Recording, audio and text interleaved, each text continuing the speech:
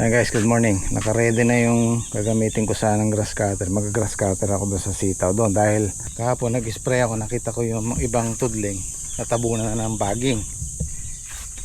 Bala ko sanang tirahin ngayon.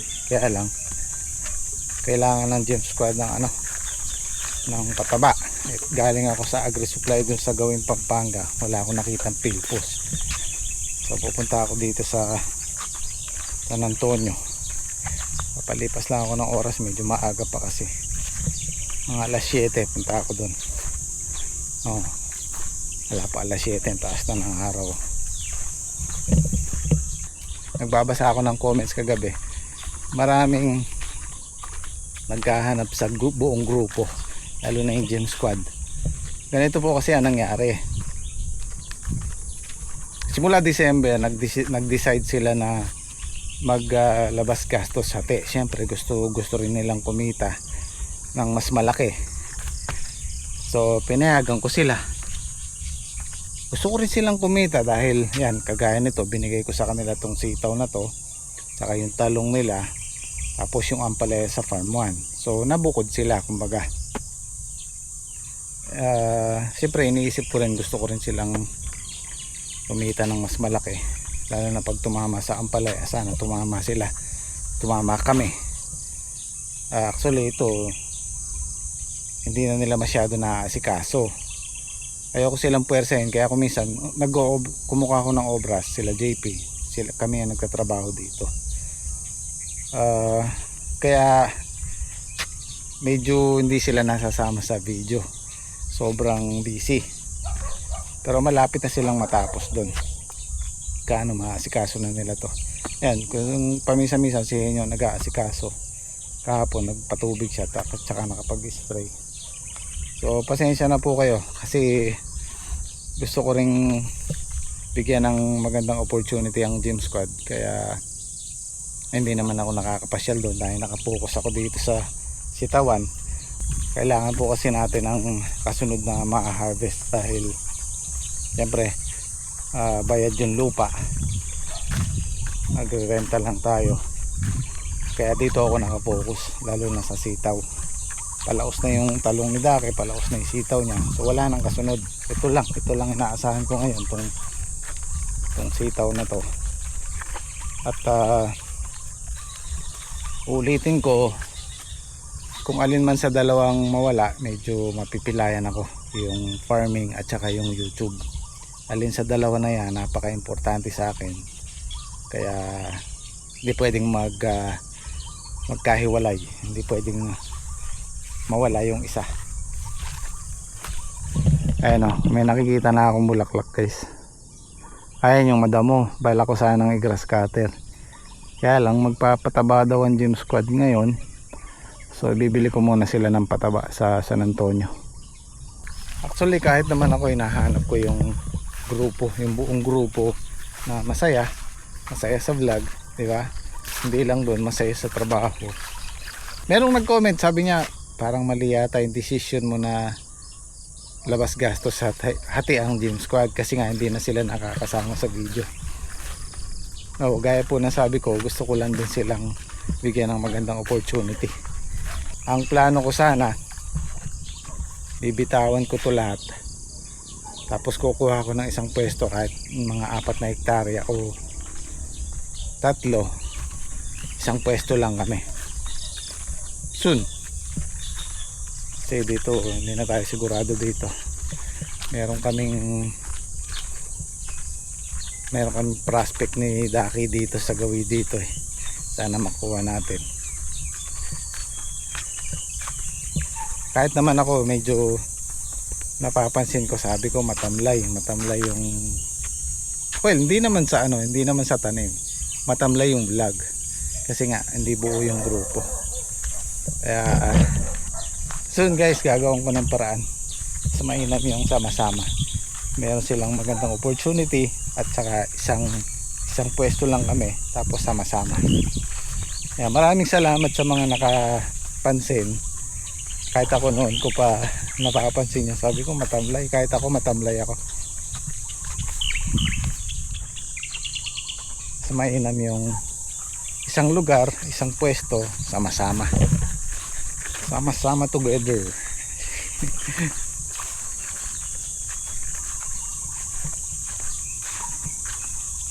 Dami kong trabaho. Ito pa, yung project ko na to.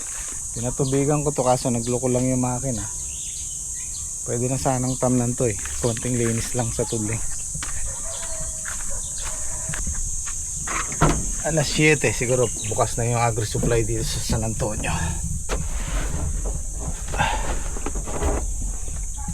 Iraos muna natin yung ampalaya. Kaganda pa naman ng salida.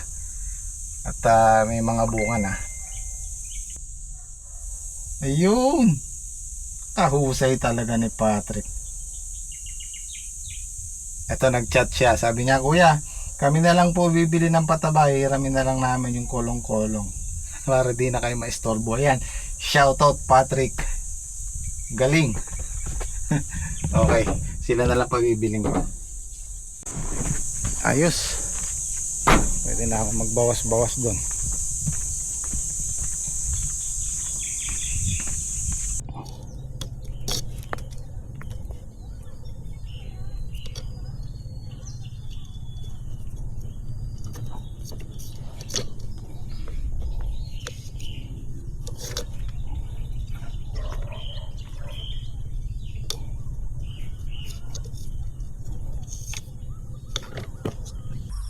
Ayan, inuuna na namin yung tabing puno tsaka na lang namin susunod yun dito.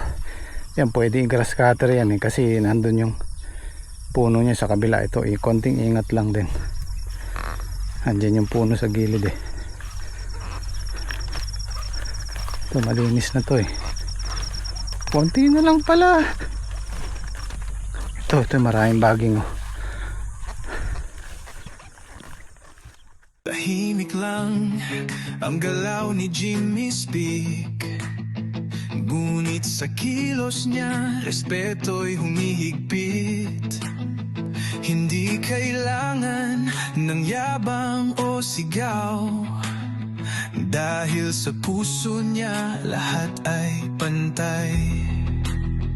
Chef na henyo, laging may bago, lutong kakaiba, parang obra sa plato. Sa bawat timpla may kwento ng saya, kaya't sakay ng damang-dama ang ligaya. Tapos na ako dito. Gawing gitna tsaka yung dulo na lang.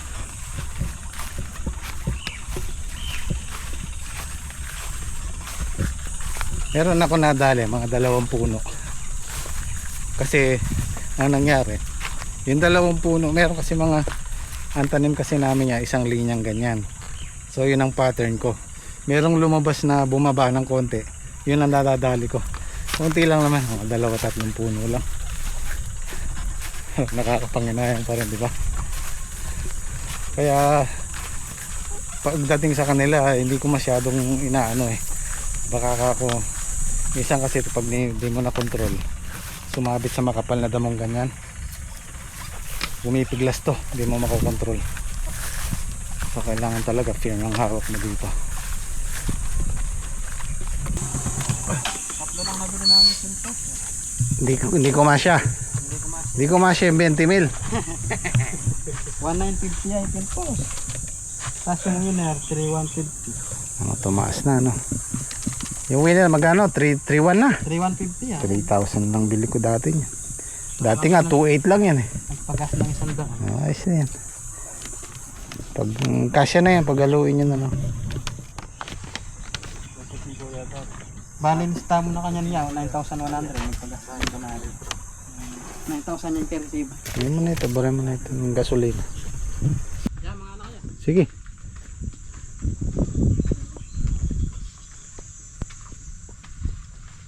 Oh, dalhin nyo tong camera at namimiss kayo ng mahal nating mga subscriber. Papataba kami. Oh, update lang sa Farman. Pare, dalhin natin. Diba?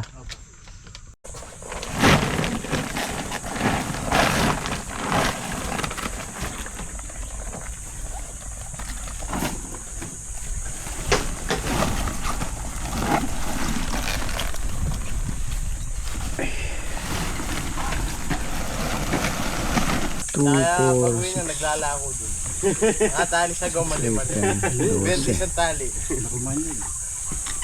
190 yung good, tsaka 6, 8, 10, 12, 310. Yan, okay guys, good morning. Good morning po.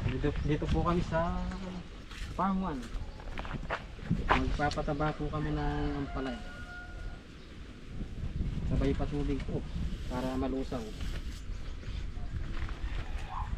Ayan, papataba po natin ngayon 3 triple saka isang Yara winner.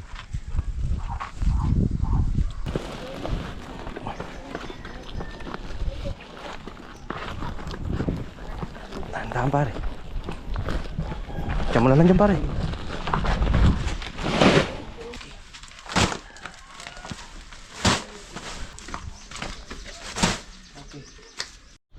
So ito na sila guys, oh.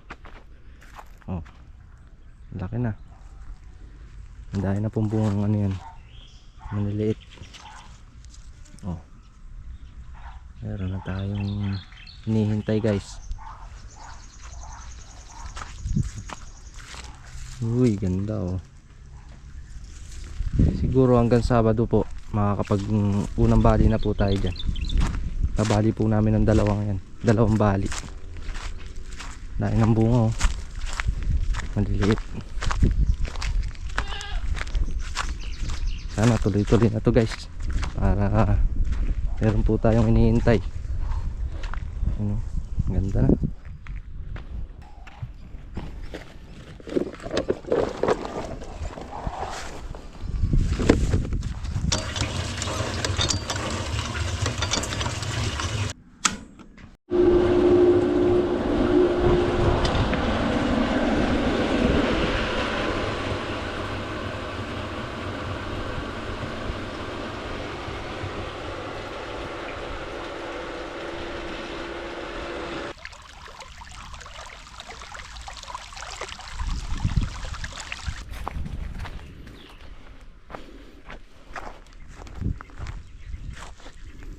Lakas oh.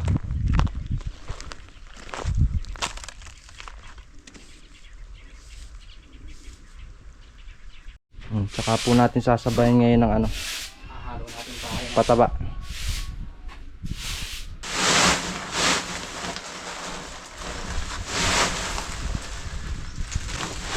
Ang kulay ng tutos pare. Oh.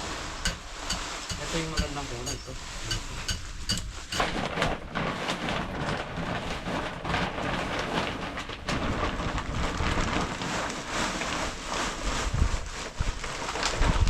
Haluin po natin yung winner guys, tsaka yung Philpost na triple 14.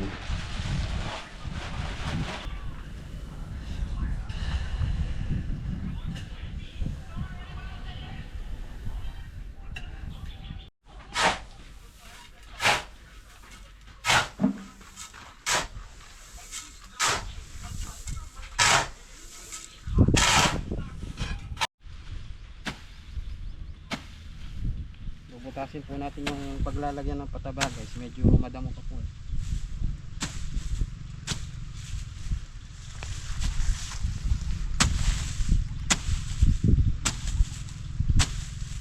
Pagka natapos po yung grass cutter doon sa kabila, iramig po natin. Ginagamit ko po sa kabila yung grass cutter. Itong damong tumutubo dito sa Farm 1. Ito po tinatawag nilang ano, saluyot-saluyutan. Pero malambot lang.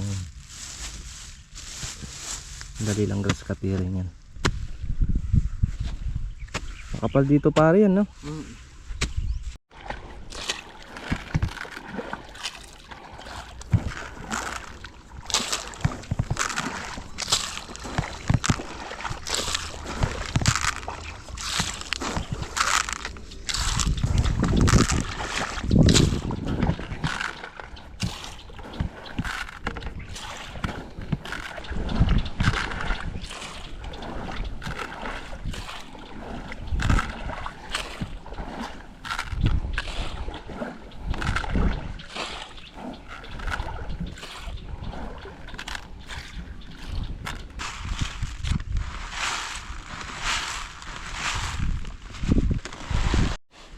Pare oh, tingnan mo pare.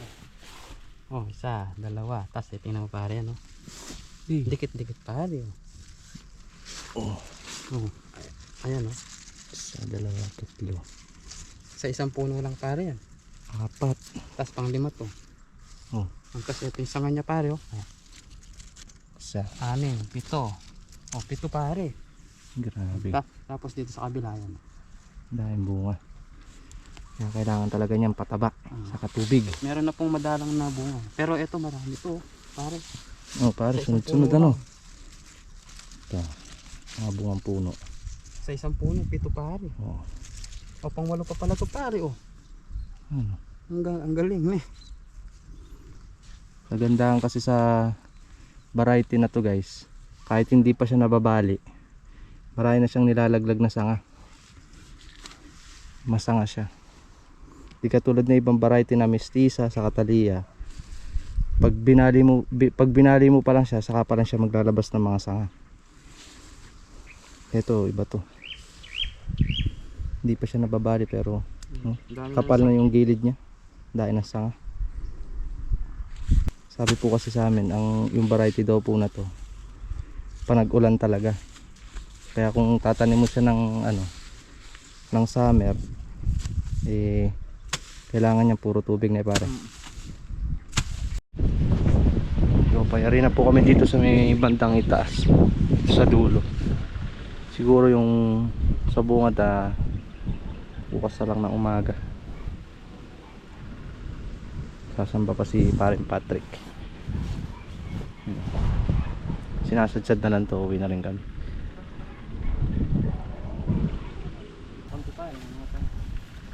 Siguro pare hanggang bukas matatapos yan. Oo. Maganda kasi yung mabasa eh. Dynasty. Tubig. Hanggang bukas guys, kaya ito patubigin namin sa yung pinapatabahan.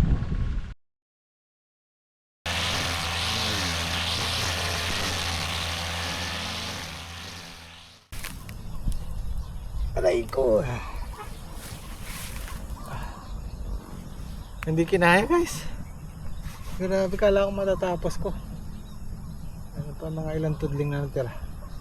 Bagay maiksi na lang naman to, itong dulo. Kaya ko sanang tapusin, kaya lang ay, kaya muna pa. Palaban.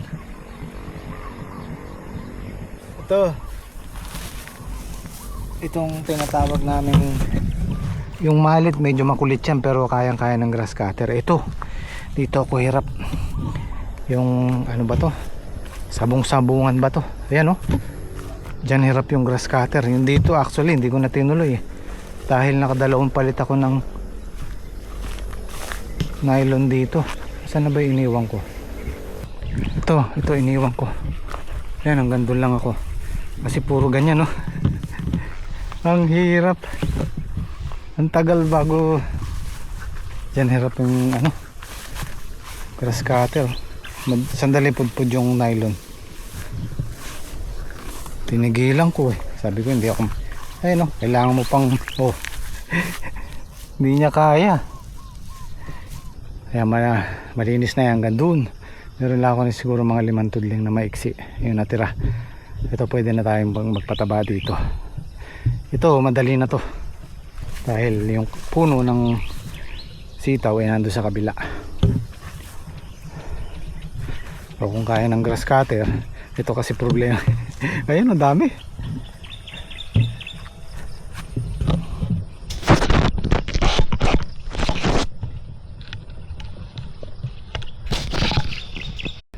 Kanina nga may nagtatanong sa akin, ay shoutout po, ano daw magandang herbicide sa sitaw. Sabi ko kung maliliit pa gaya nito, huwag nyo munang spray ng herbicide. Kung kayang i-grass cutter o kayang tabasin nyo muna kasi delikado matatamaan sila. Ayan o, linis na. Inuna ko yan kasi bukas o makalawa sasaboy na ako ng pataba dyan. Ito madali na to. Malinis na yan eh, yung kabila lang na to. Yun o. Kung kaya nating damuhan natin, grass cutter natin. Kami gumagamit lang kami ng herbicide pagka hindi na kaya. Yan kagaya yan, yung mga sabong-sabungan na yan. Ang hirap i-grass cutter. Kung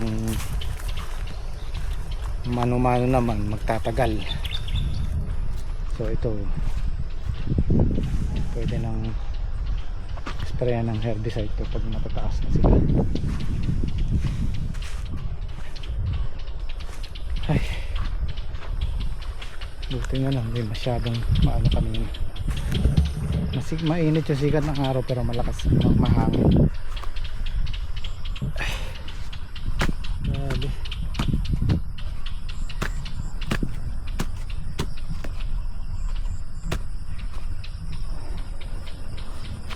Ako lang pala hinihintay nito.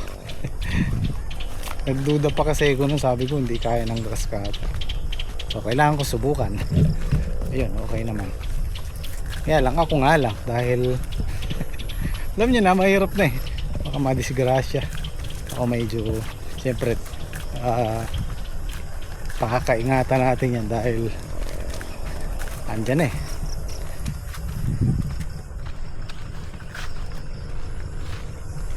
Ayan o, may mga ano na yan, bulaklak na yan. Halos magsasabay ito, tsaka yung ampalaya ng James Squad. Kaapoy lagi.